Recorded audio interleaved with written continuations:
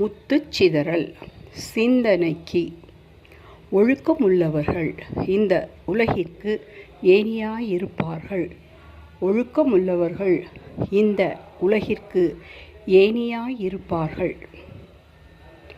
ஒழுக்கமுள்ளவர்கள் நீதியுள்ளவர்களாயிருப்பார்கள், நீதிமான்களுமாயிருப்பார்கள்.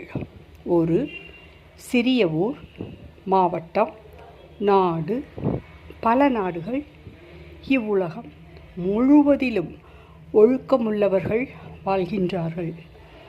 இவர்கள் மூலியமாக நாடும் வீடும் செழித்தோங்குகிறது.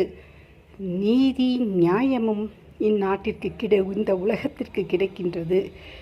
இவ்வாறு இந்த உலகிற்கு ஒழுக்கமுள்ளவர்கள் ஏணியாயிருப்பார்கள். நன்றி. Please subscribe, like and share. Thank you.